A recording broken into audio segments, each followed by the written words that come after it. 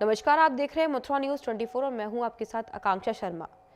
वृंदावन में 4 जनवरी जन कल्याण धर्म एवं आध्यात्म को समर्पित सामाजिक संस्था भागवत सेवा संस्था के अध्यक्ष वैदिक पथिक भागवत किंकर अनुराग कृष्ण शास्त्री श्री कन्हैया ने 3 दिवसीय नेत्र चिकित्सा शिविर में श्रीमती इंद्रावती देवी बागरौदिया चैरिटेबल ट्रस्ट के प्रति सभार प्रेषित करते हुए कहा कि वह नेत्र रोगियों के मोतियाबिंद ऑपरेशन लेंस प्रत्यारोपण सेवा के प्रति वचनबद्ध था। वह आगे भी रहेगा। उन्होंने कहा कि मेरे जीवन का यह सौभाग्य है कि मैं अपने दादाजी व गुरु गोलोक वासी श्री नाथ शास्त्री की पुण्य स्मृति में यह चिकित्सा सेवा कार्य कर पा रहा हूँ। नेत्र चिकित्सा शिविर जो प्रतिवर्ष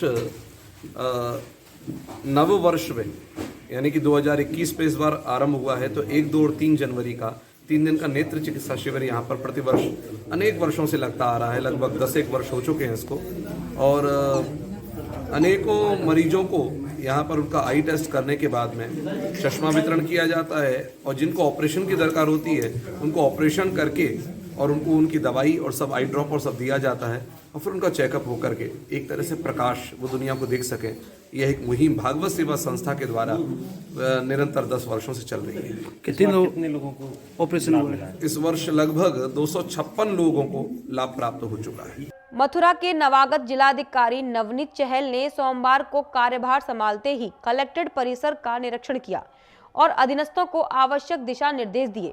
इस दौरान कमियां पाई जाने पर संबंधित अधिकारी और कर्मचारियों को जल्द से जल्द कमियों को सुधारने के लिए हिदायत दी। इस दौरान पत्रकारों से वार्ता करते हुए जिलाधिकारी ने अपनी प्राथमिकताएं बताई। वहीं पत्रकारों द्वारा मथुरा वृंदावन में आने वाले श्रद्धालुओं की व्यवस्थाओं को लेकर जब सवाल पूछे गए तो नवागत जिलाधिकारी ने बताया कि मथुरा वृंदावन में आने वाले सभी श्रद्धालुओं को सभी तरह की सुविधा मुहैया कराई जाएगी। इसके लिए उन्होंने चर्चा की है और कहा कि जनपद में व्याप्त परेशानियों को जल्द से जल्द दूर किया जाएगा।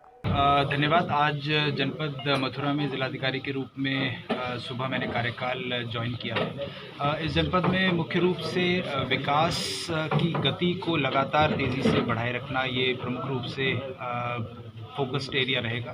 साथ ही साथ हमारे जो कानून व्यवस्था की स्थिति है, लोगों का आपस में भाईचारा प्रेम बना रहे, उस चीज़ को भी बनाए रखना सुनिश्चित करना एक मुख्य रूप से एक फोकस एरिया रहेगा। इसके अतिरिक्त हमारी शासन की, चाहे वो भारत सरकार हो चाहे उत्तर प्रदेश शासन हो, विभिन्न योजनाएं, कल्याणकारी योजनाएं जो सामान्य के लिए रहती हैं, उन्हें प्रत्येक जन तक पहुंचाना, धरातल तक उसको इंश्योर करना, ये भी एक प्राथमिकता रहेगी।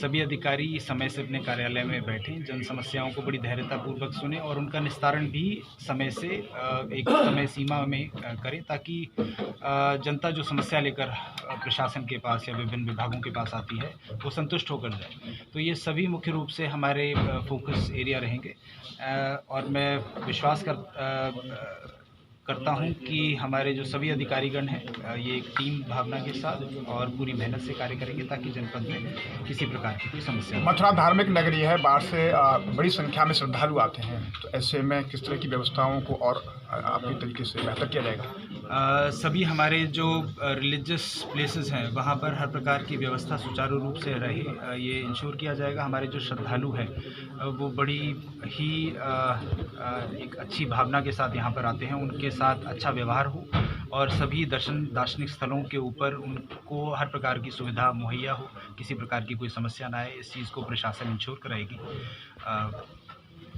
सर, मथुरा में गौशालाओं में हर वर्ष सर्दियों में गाय मर जाती हैं बिना भूख के कारण, किस तरह सर आप देखेंगे?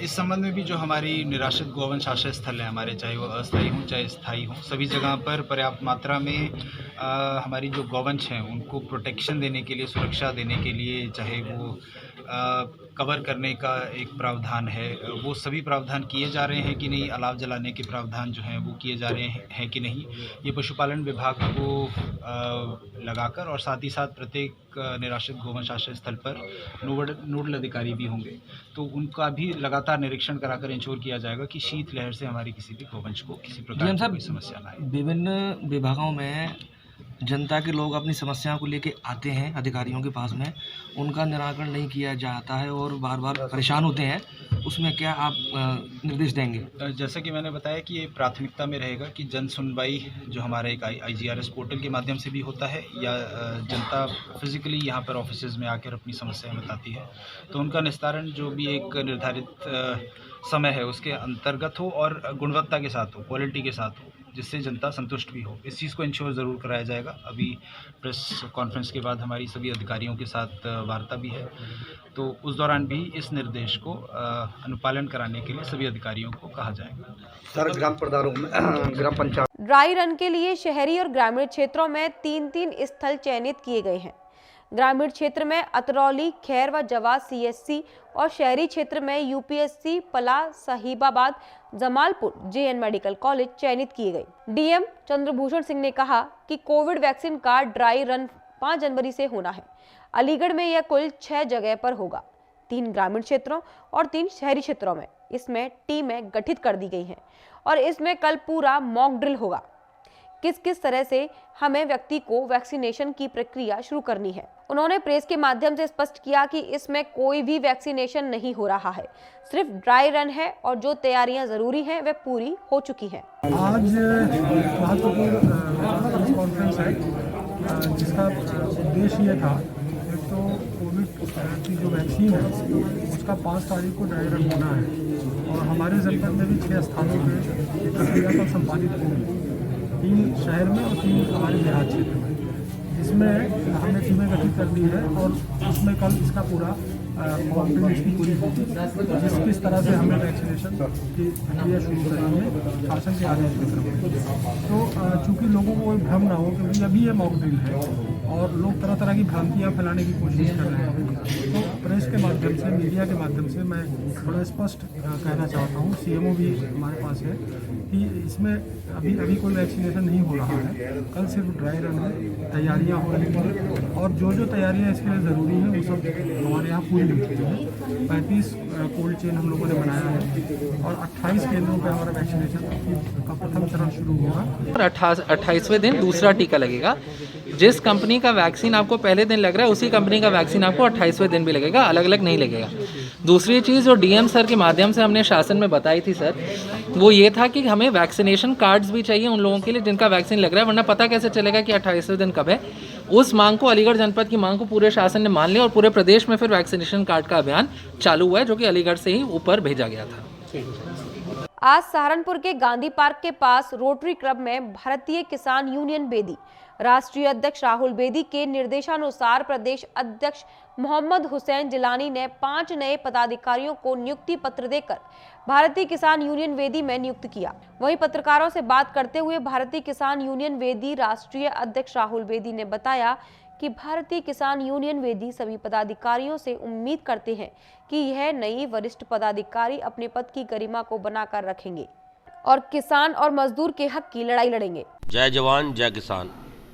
जैसे कि कुछ दिन पहले प्रेस वार्ता में हमने नए प्रदेश अध्यक्ष जी बनाए थे और कार्यकारिणी प्रदेश की भंग की थी, अब हम आज की प्रेस वार्ता से नई नियुक्तियाँ की है हमने। जिलाध्यक्ष की कमान तोही जी को और महानगर अध्यक्ष की कमान विकास शर्मा जी को और महानगर प्रभारी की कमान कारी मुरसलीन जी को और मंडल अध्यक्ष की कमान कमाल नासिर को और प्रदेश अध्यक्ष कार्यकारिणी सदस्य अशरफ खान और प्रदेश अध्यक्ष प्रतिनिधि गुफरान मलिक और मेरे द्वारा कारी नौशाद राव जी को राष्ट्रीय महासचिव की कमान सौंपी गई है। जहां एक और देश का किसान बॉर्डर पर किसान विरोधी कानून को वापस लिए जाने की मांग कर रहा है और वहीं विगत दिनों हुई ओलावृष्टि से किसानों की हजारों बीघा फसल नष्ट हो गई है। दरअसल ओलावृष्टि और बारिश के चलते किसानों की फसल में भारी नुकसान हुआ है, जिसका जायजा लेने के लिए सपा के नेता और पूर्व सांसद चौधरी विजेंद्र सिंह ने इगलास व गौंडा क्षेत्र में किसानों की फसल का जायजा लिया। चौधरी विजेंद्र सिंह ने कहा कि कल बारिश और ओलावृष्टि में क्षेत्र के किसानों की फसल पूरी तरह से बर्बाद हो गई। देखिए, दुर्भाग्य इस देश का कि एक तरफ पूरा देश का किसान दिल्ली में खुले आसमान के नीचे पड़ा है और दूसरी तरफ किसानों पे ओलावृष्टि से बहुत बड़ा भारी नुकसान प्रदेश में हुआ है। देश में भी कहीं कहीं हुआ होगा, लेकिन मैं तो अपने उस क्षेत्र की बात कर रहा हूँ जैसे इगलास गोंडा है। यहाँ पे ओलावृष्टि से आलू की फसल 80% समाप्त हो गई है। लाया की फसल में बहुत बड़ा नुकसान हुआ है। गेहूं में भी उसके हरी छोटी फसल थी, पत्ते टूट के गिर गए, हो सकता है फूट हो जाए उसमें। लेकिन मैं सिर्फ एक बात कहना चाहता हूं उत्तर प्रदेश सरकार के मुखिया माननीय आदित्यनाथ योगी जी से और अलीगढ़ के जिलाधिकारी से कि तत्काल प्रभाव से जनपद अलीगढ़ में ओलावृष्टि के नुकसान की रिपोर्ट संकलित करें और 100% नुकसान की देने की सरकार से घोषणा कराएं, जिससे कि बर्बाद हुआ किसान, महंगाई, आर्थिक मंदी, फसलों के उत्पादन की कीमत न मिलने से बर्बाद है, वो उससे उबर सके। अलीगढ़ में विगत दिनों 25 दिसंबर की रात को थाना गांधी पार्क इलाके के याकुतपुर स्थित एक घर में करीब 1.5 दर्जन बदमाशों द्वारा डकैती की घटना को पुलिस ने खुलासा करते हुए 4 अभियुक्तों को मुठभेड़ के दौरान भदेशी स्थित बालाजी भट्टे से गिरफ्तार किया है। लेकिन इस भरी सर्दी में पुलिस ने इंसानियत को ताक पर रखते हुए पकड़े गए एक युवक को नंगे पैर सड़क पर चलाते हुए पेश कर डाला, जबकि अन्य सभी पुलिसकर्मी जूते पहने हुए थे। एसपी सिटी ने बताया कि पकड़े गए अभियुक्तों से लूटी हुई 9 भैंस, 3 अवैध तमंचा, 6 जिंदा कारतूस, 5,000 रुपए की नकदी व 1 लोडर बरामद किया है। पकड़े गए अभियुक्तों पर दर्जन भर मुकदमे पहले से ही दर्ज है। वहीं बताया कि पकड़े गए बदमाशों के करीब 12 सदस्य डकैती की घटना में सम्मिलित थे, जिनकी तलाश की जा रही है। दिनांक 25 दिसंबर 2020 को थाना गांधी पार्क में स्थित याकूत नगर में एक डकैती की घटना हुई थी, जिसमें 8 भैंसें, 3 भैंस के बच्चे और 46,000 रुपये और अन्य कुछ सामान जो है ये लूटा गया था। इसमें कल पुलिस ने इसमें जो इन्वेस्टिगेशन करते हुए इसका खुलासा किया, अनावरण किया और पुलिस और एसओजी टीम को कल 4 तारीख को सूचना मिली कि बालाजी बंद भट्टे के पास कुछ लोग भैंस लेके आए हुए हैं। जब पुलिस ने इनका घेराव किया तो उन्होंने पुलिस के ऊपर फायरिंग की। पुलिस ने भी जवाबी कार्रवाई करते हुए वहां से मौके से इनको गिरफ्तार किया। वहां से मौके से एक टाटा 407, 8 भैंस, 1 भैंस का बच्चा और 4 मुलजिमों को गिरफ्तार पुलिस द्वारा किया गया। इसमें अन्य कुछ लोग वहां से एक और गाड़ी में थे, वो भागने में सफल रहे। जो गिरफ्तार लोग हैं उनका नाम है रफ़ीक पुत्र अहमद बंजारा, जो कि नदरई थाना कोतवाली कासगंज का रहने वाला है। आसिफ पुत्र फ़तेह मोहम्मद निवासी भूड़ चौराहा कोतवाली देहात जनपद बुलंदशहर। नाजिम पुत्र इब्ले हसन थाना सिकंदराव जनपद हाथरस। नवाब पुत्र मुन्ने खां शाहजमाल थाना दहली गेट जिला अलीगढ़।